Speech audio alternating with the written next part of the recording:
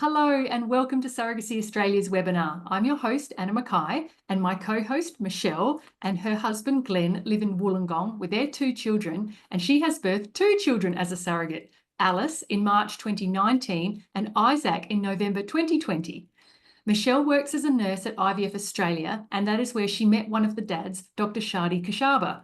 She has also donated her eggs 10 times to help 5 families, as well as supporting many people through surrogacy, both through her work and part of the wider surrogacy community. So welcome, Michelle. Thank you for joining us tonight. Lovely to be here. Thank you, Anna. So Michelle, take us back to the beginning. As I said, you've been an egg donor and then became a surrogate. Is that the order that it happened? And is that how you eventually came to be a surrogate through donation knowledge? Yeah, it was the order. I originally thought I was going to donate eggs once, and that was going to be the nice thing that I did for the people that I chose to do that for. Yes. And they got pregnant, fortunately, which is amazing. And I decided I probably had room to do that again a few more times. Do you remember how old you were when you were starting the donations? I was old in terms of, a donor. I'm sure I was already 33. Yeah. I would have been 33 because I did my first egg collection, I think, December 2012. Yeah. So, yeah. And so you had your own kids and were finished having your family. Yeah. And gosh, let me think how old. So my youngest would have been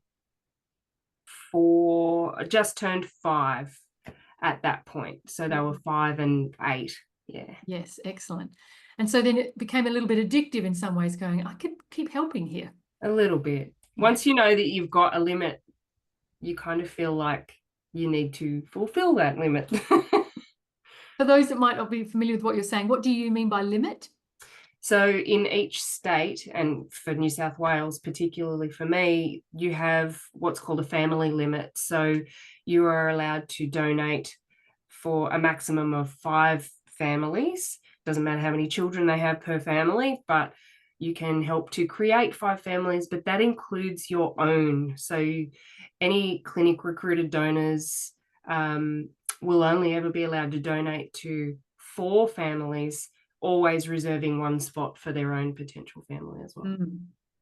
And so how many times did you have to go through that egg collection, and how many families have you therefore helped that for? I've done 10 egg collections. Wow. I have technically assisted, not including surrogacy, I've technically assisted 6 families, including myself. 1 family were unfortunately unsuccessful with the embryos that they had. And I don't know whether they've gone on to successfully have, they did already have 1 child, but they were trying for a sibling. So I'm unsure if they were successful in that. But I recently, one of my previous donor recipient couples wanted to on-donate their remaining embryos, which they couldn't do in New South Wales because I was at family limit.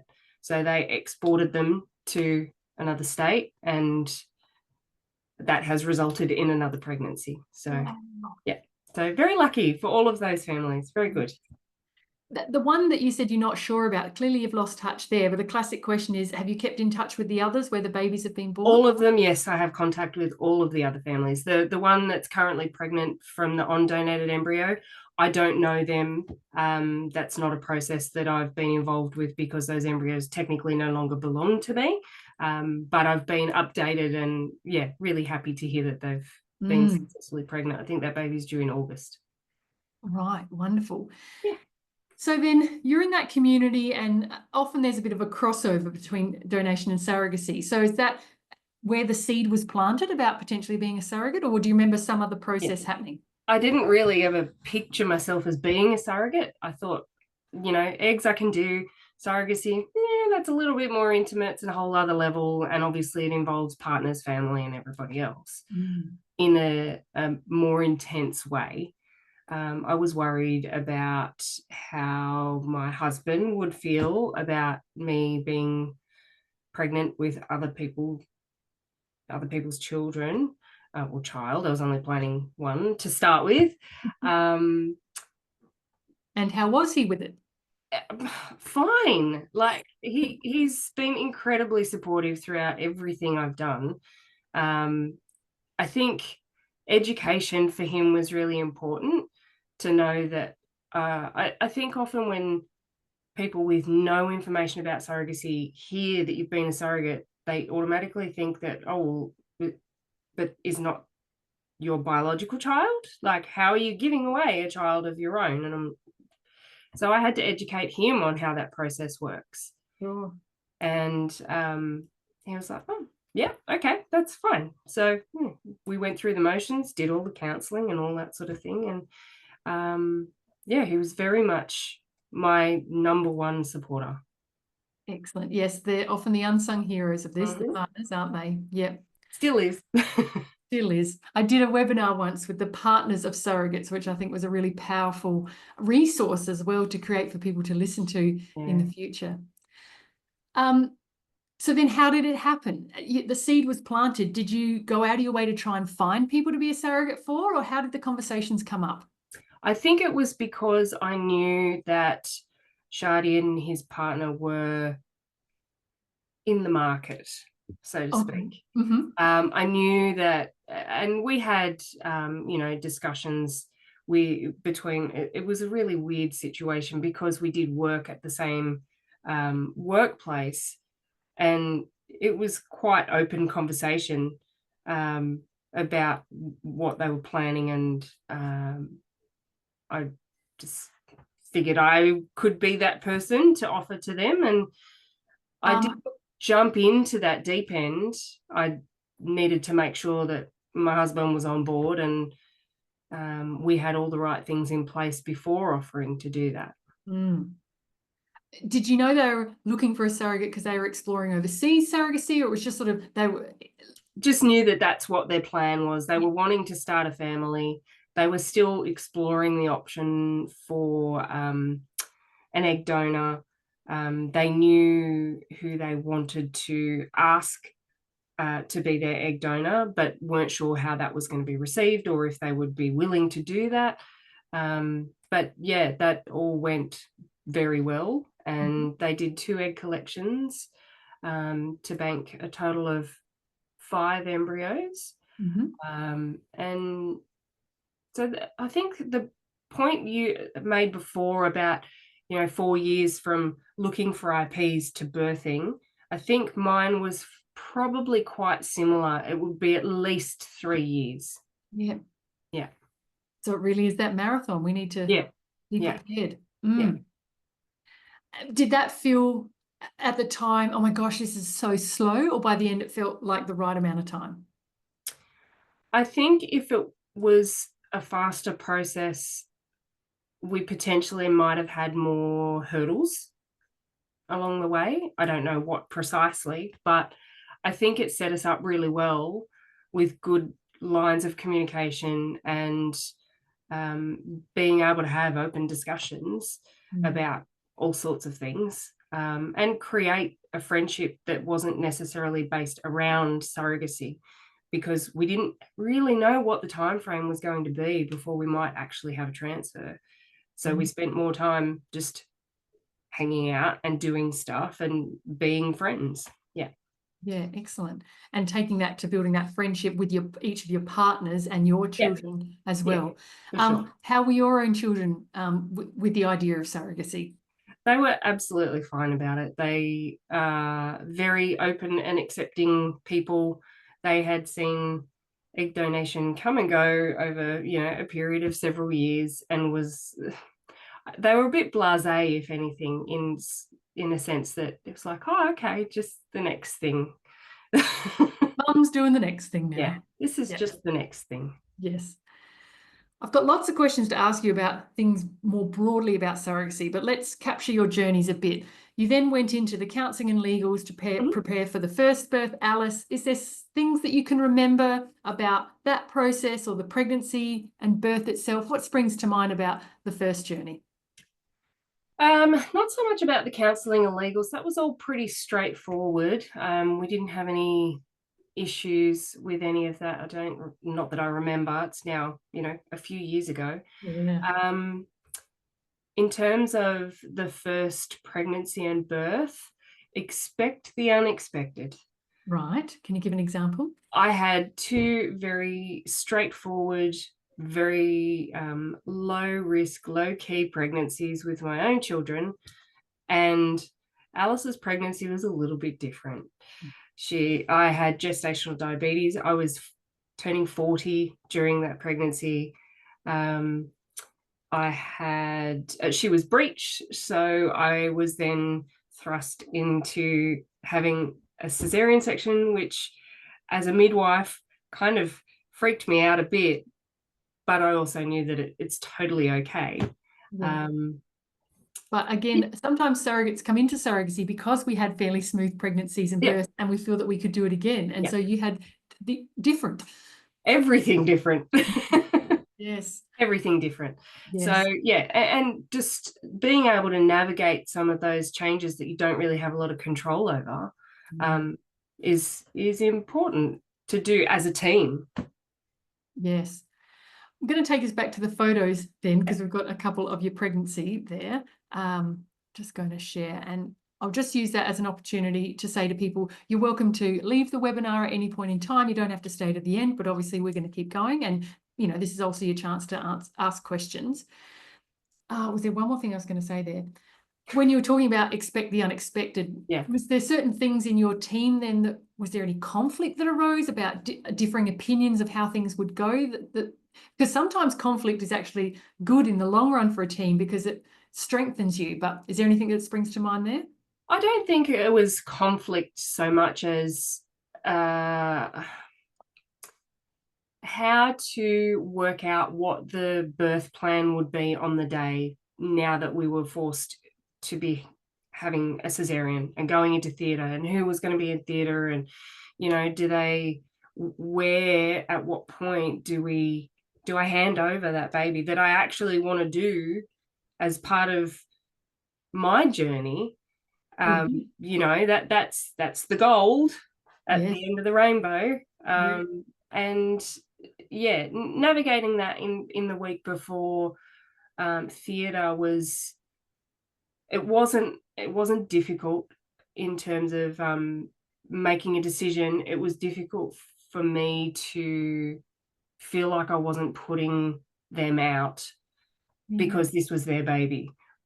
But I had to kind of remember this is actually my birth, and I need to feel safe and secure and comfortable, and it all went absolutely beautifully. Perfect. I like that. That could be my line here. Their baby, my birth. Yeah. And I wonder if you had learned that from the community or just in your knowledge of, and I wonder if we've got a photo of that there. No, we'll come back to that one. I think I've got them in the wrong order. But I know of some surrogates that if you have a cesarean, it's that waiting until you're in recovery when you're sitting up and, all stitched up and there to hand baby over and to see their reactions sitting up as opposed to lying down on an operating table. That can be really important for that handover moment to see those visuals, I think. And so that was something that was important. Yeah, absolutely. I wanted to be able to see that transition from intended parents to parents. Yeah. That's the whole point, right? From IPs to Ps. Yeah. And I've got it on video. So. Oh, wonderful. Yes. So these beautiful photos here, I put the silly one second, even though the order comes first there. So just tell us what's happening in each of these photos. So the first one in the blue dress is the baby shower when I was pregnant with Alice. So that was probably a month before Alice was born. Yep. And we had a lot of friends, family, work colleagues, because we had lots of mutual work colleagues. So, which was a really nice event. And me at the hospital on the right-hand side, having my CTG, which is where you monitor the baby, 2 days, I think I worked out, 2 days before the birth, simply because that was part of the routine procedure for them. I had to go and have bloods and things done prior to the cesarean. So, sure. Yeah. So it looks like there's quite a bit of humour that happens in your team here. yeah. And so what was the event happening here with your family and kids and the IPs? That was actually transfer day. Right, the first one for Alice. Yep. Yes. Yep. So that was the and John's birthday too, or the day after, either or. But yeah, we had already been and had the transfer. We went for a drive and lunch and hung out for a while before we headed home, because at that point we were living about an hour and a half away from each other. Oh, right. Okay. Yeah, a bit of a trek. Yeah. And then comes the day of birth, hey? Yeah. When you look back at this photo, what are you thinking and feeling? Wow, I can breathe again. It was such a pleasant experience. I think not having had a cesarean, I was still a little apprehensive about how that was going to go. But I chose the obstetrician that I wanted to have throughout the pregnancy. Having worked in the industry, I knew somebody that I felt really comfortable with, and the team in theatre they were amazing. Good. Yeah, Good. they couldn't have bent over backwards further for us. Yeah, very joyful moment for all the staff there that day. Yeah. And then here you are in recovery and the dad's meeting their little bubba? Yeah, that's a little while after we got back, and we'd already done the handover and everything. And I think that might have been just before they unwrapped Alice and started doing, blood sugars and things like that, because I had the gestational diabetes. So, yeah. Okay, so that's journey 1. And then I guess at some point in time, journey 2 comes. Well, one of these last photos here of the first journey, that's with your children meeting Alice, is that right? Yeah. In the hospital, I think we were still there. So, yeah. Yeah. And so there's often a classic question, do you all sort of stay in the hospital together, sort of rooms apart for a few days? We did. We actually had 2 rooms that were next to each other, I think. And I basically had a suite to myself, because Alice roomed in with her dads while they learned to become parents. And, they would bring her in so that I could have cuddles, as you see in the photo. I didn't direct feed Alice, but I did express. So I was able to just express and take milk in. And I looked after Alice while they went down to get a coffee or had their shower or something like that. And yeah, so it worked out really nicely. Good. And so then clearly you offered a sibling journey at some point too, yeah? Yes. Yeah. And so had that been on the table at the beginning as a maybe, or that be so presumptuous? Yeah, no, it was definitely on the table from the start. I did say, after I had offered to be their surrogate, I had said, potentially, if everything goes okay, I would be willing to do a second pregnancy to help hopefully complete their family, because it would be 2 and that would be all. Yes. But yeah, I think Alice was probably about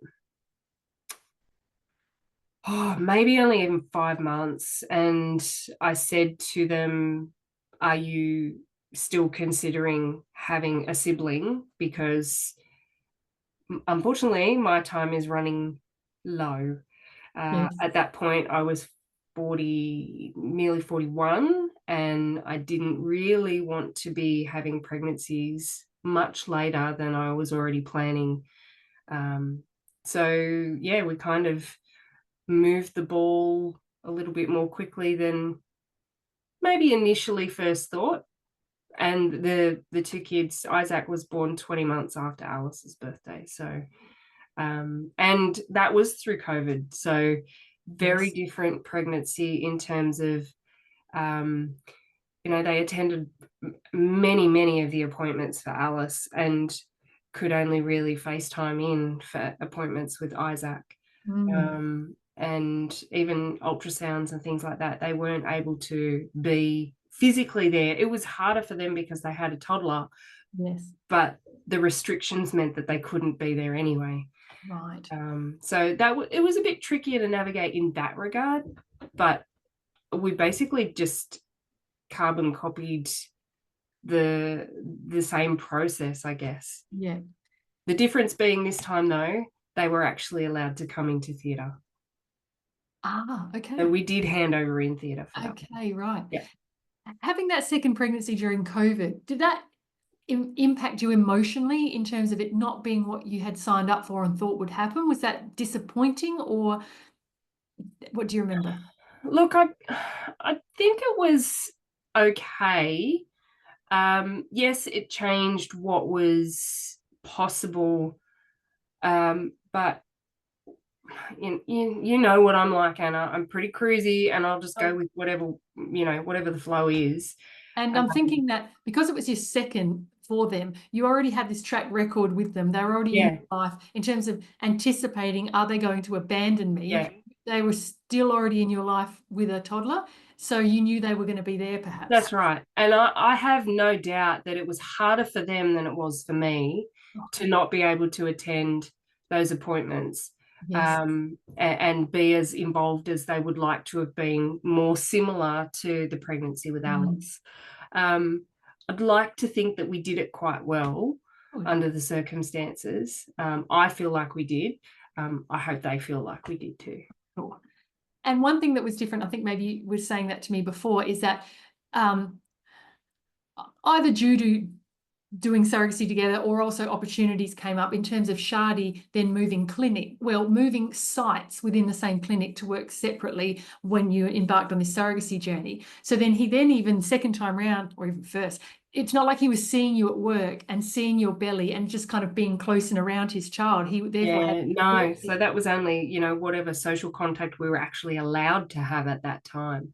So we didn't work on site together for more than, I think, a couple of months after I offered to be a surrogate. So even through the first pregnancy, we didn't have contact at the same site. Yes. Yeah. So just finishing up some of these photos here, there's, the two dads and their two kids and giving Isaac a first feed. How do you feel when you look at a photo like this? I love it. It's nice because I like those visual cues, and it's always heartwarming, and it gives you the warm fuzzies when you see images like that and you think, oh yeah, that's right.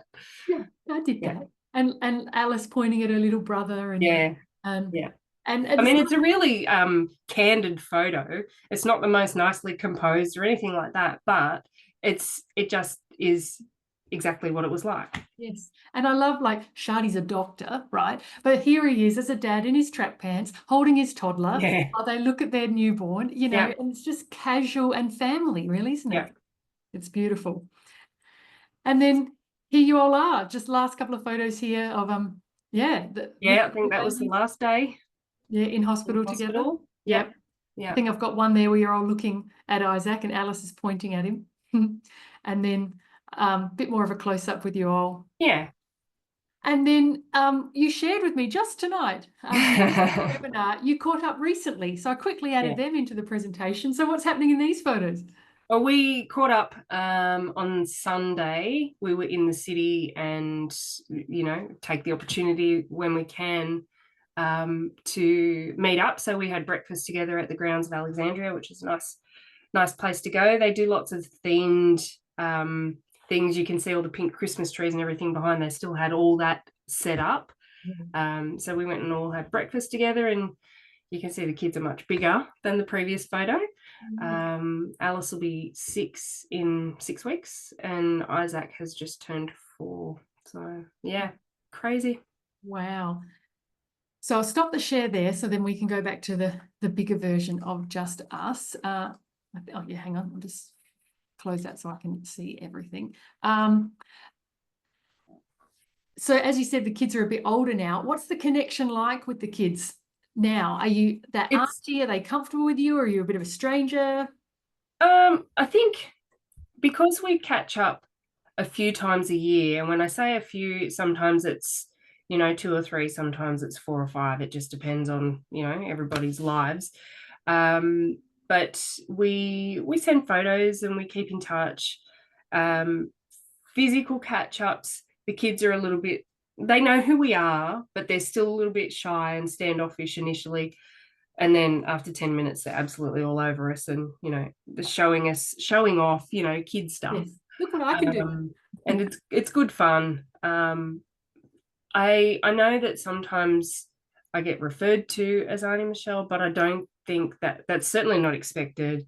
They know that they grew in my tummy, and they just call me Shell because that's the easiest thing for them to say. Good. Yeah, and that's nice to be that familiar shell there. Yeah. So it's obviously been a few years, sort of 4 and 6 years since you've birthed the bubs. In terms of the surrogacy community then, and your active part in it, what capacity are you connected to the community these days?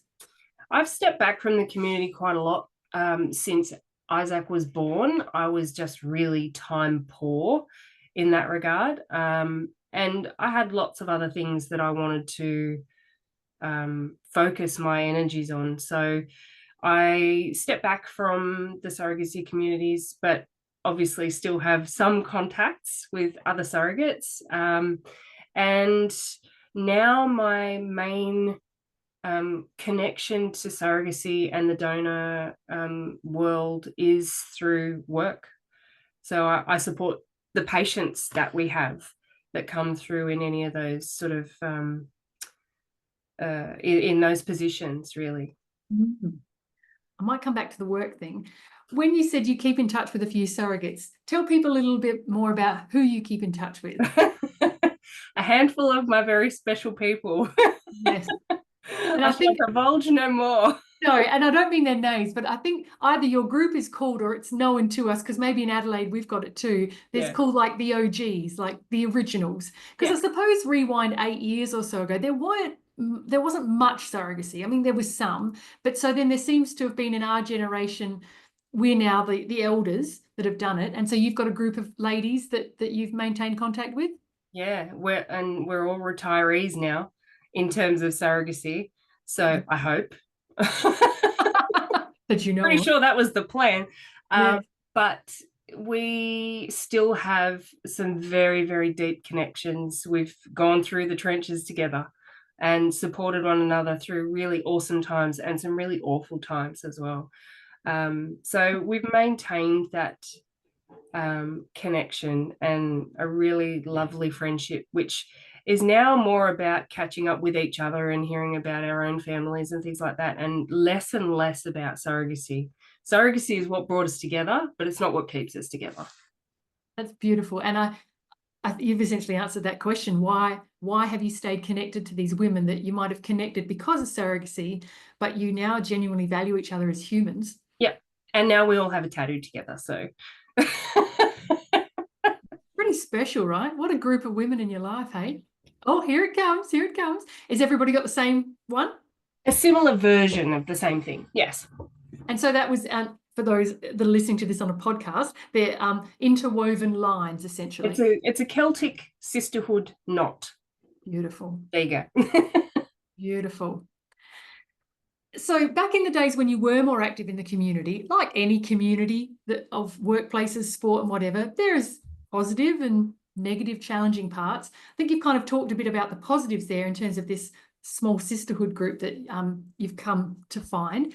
Is there anything else you can reflect on about the surrogacy community, its positives and also some parts that are not so great?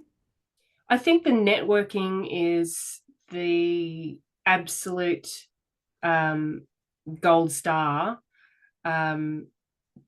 because you don't bump into people who are in the surrogacy community when you're down doing your groceries. I mean, if you do, good luck to you. But most people have never met a surrogate or people that have had children through surrogacy.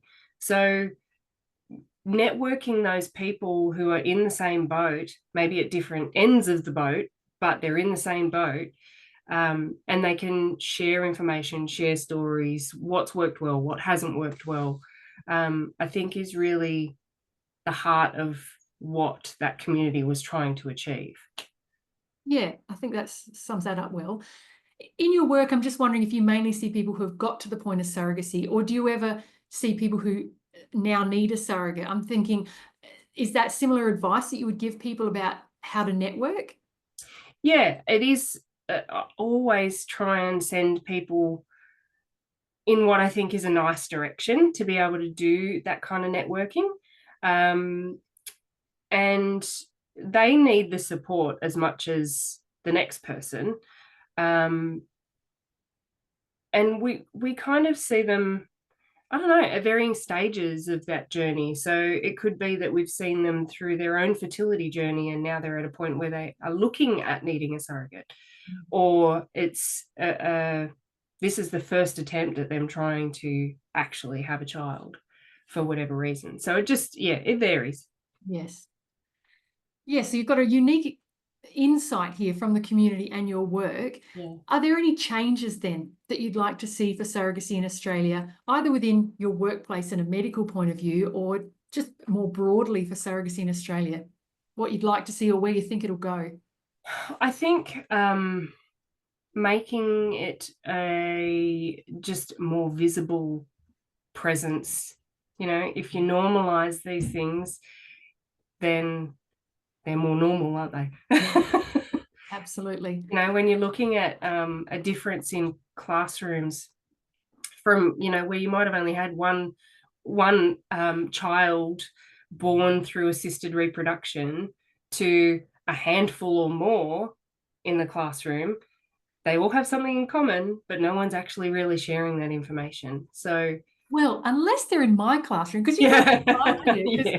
In my classroom, I have photos at the back. I mean, obviously of classes that I've taught, but of the egg donor families and my surrogacy journey. And my kids at school watched me be pregnant. Yeah. Surrogacy. And so whenever the kids ask about these photos, or of course I bring it up at some point, it's that normalizing that in case any of them need donors or surrogates or might consider being that in the future. And I often then ask, is anybody an IVF baby in here? Yeah. And I remember 15 years ago, you might get one hand. Now, oh yeah, lots of common different stories happening. So we just need to be talking about it more too. Yeah. And the fact that those kids know that is awesome. Exactly, that they know it. So that's the first step, knowing your story, isn't it? Yeah. So hopefully we can see some positive changes happening. Anything else that springs to mind? Not off the top of my head, but you know, I think that's really a key factor, is just making people aware. Awareness is everything. It is. And just everybody else being comfortable to talk about it. It might not be an experience that they go through, but knowing of other people that have, and us normalizing it through our conversations. You can't be what you can't see. No, correct. So wonderful. Well, peoples, we've probably come to the end, but nobody has asked many questions, but maybe that's because we've answered them all without you even realizing you had questions. That's it. Are there any last parting words that you can think of, Michelle, that you'd like to pass on to people, or things from your journey that we haven't touched on? Ask questions, seek information. Anna is ChatGPT now, so just hit her up. I did laugh at Siri, you know, you are the Siri, because that's pretty accurate. Thank you. It surprises me sometimes, because I'm not so arrogant to think that I do know heaps, but I just through being around for 8 years, I know more than the people at the beginning. And that's really all it is. And so it's just finding that little beacon of light at the beginning. But sometimes along your journey as well, isn't it? To have people that you can ask those questions to. It sometimes it helps you feel less alone, doesn't it? To realize it. So occasionally I get a random question from someone I haven't heard from in a long time saying, oh, look, I've got this friend. Where would you send them? Or, you know, what would you suggest? And, you know, just to be a point of contact sometimes is enough.